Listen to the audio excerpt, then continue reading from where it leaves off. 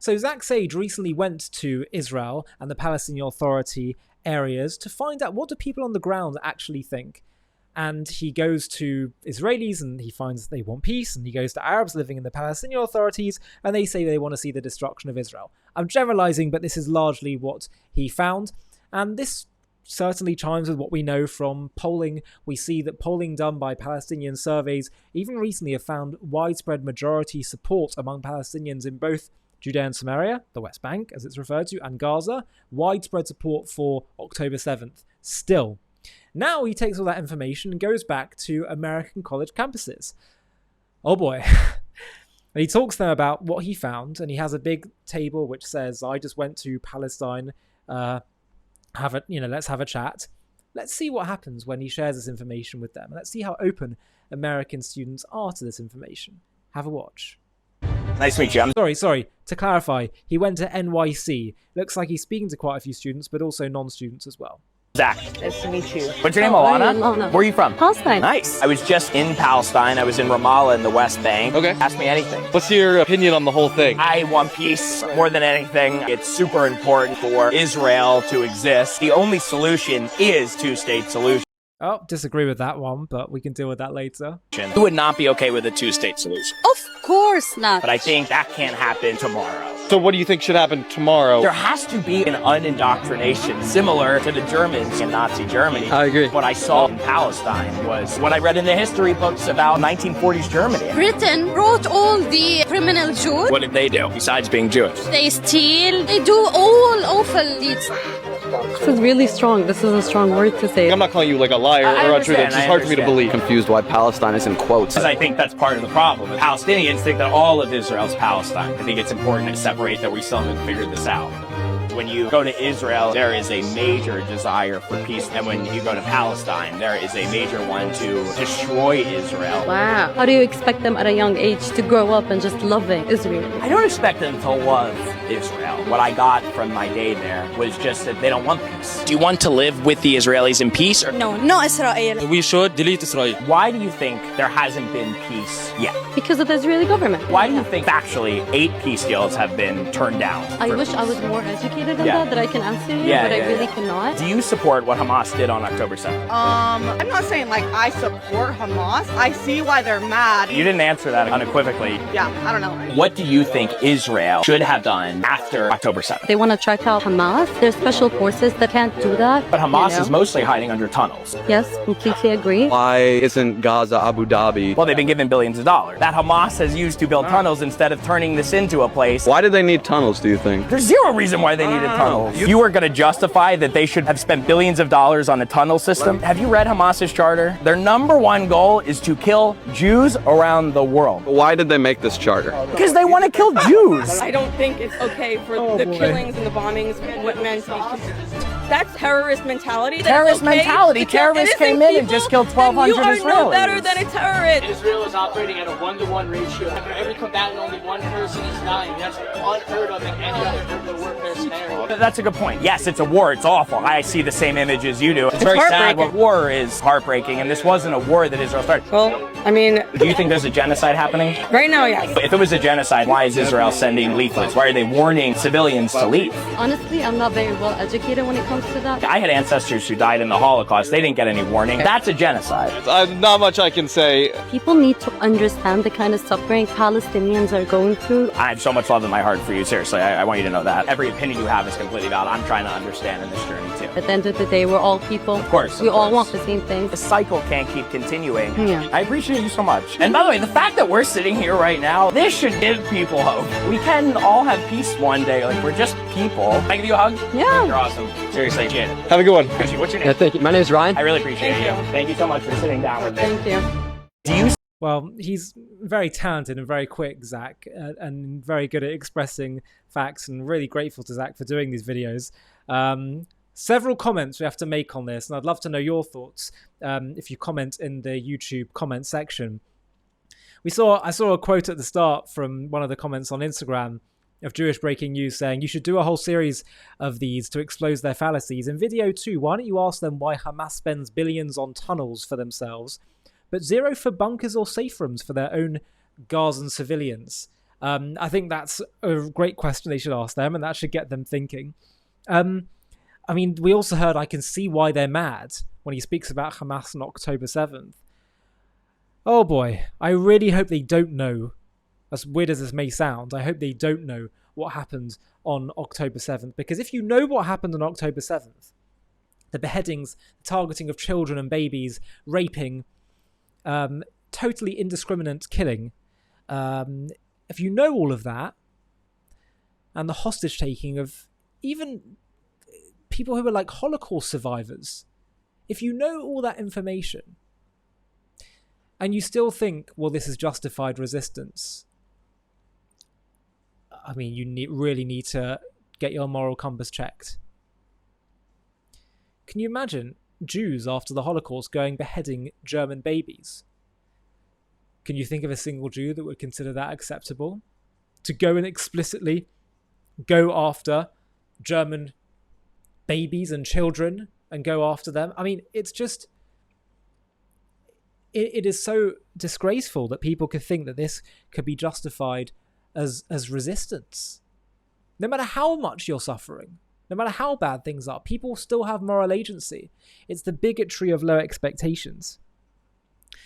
But the second thing that I wanted to talk about, and I think this really gets to the crux of the issue, because we see here people sort of, yeah, being a bit reasonable, yeah, I'll give you a hug at the end, and yeah, but they're not really budging.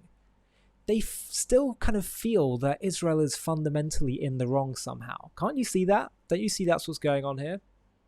And meanwhile, you've got Zach, God bless him, but he's saying time and again, I want two-state solution. I believe in two-state solution. Why isn't this working? What's the issue? Why isn't this being resolved? Surely that sounds reasonable, two-state solution. And they're not buying it. And this is why I said at the start, I disagree with the two-state solution model. I'll tell you why. King Solomon, we're told, was approached by two women fighting over a baby. Both said it belonged to them.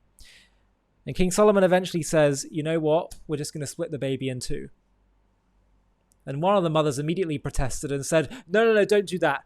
She can have the baby. The other woman can have the child. I don't want you to just split this baby in half. And King Solomon said immediately, give the baby to that woman. She would not accept a compromise. She wouldn't accept something like that. Immediately she said, don't kill my child. And something interesting here. When something is yours and someone takes it from you, you won't just accept half of it back. Give it to me. It's all mine. So what's going on here? You've got one side saying, this is mine. We're not doing two-state solution. This is my land. And Israel, the Jews, say, let's split it in half. It's like an admission of guilt. That's what's going on here. That's why they don't buy it.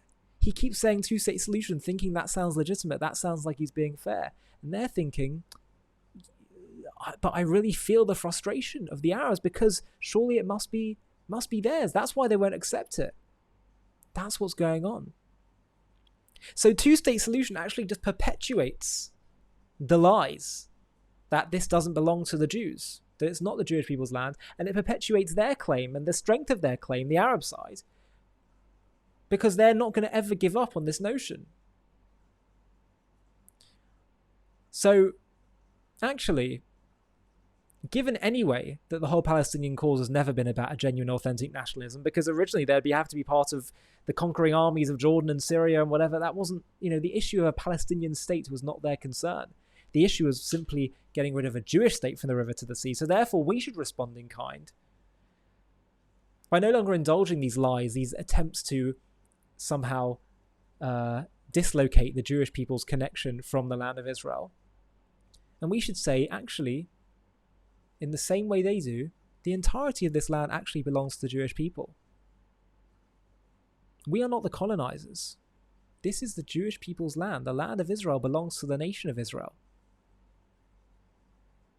If you start to speak in that voice, I really do believe you'll start to get a different response.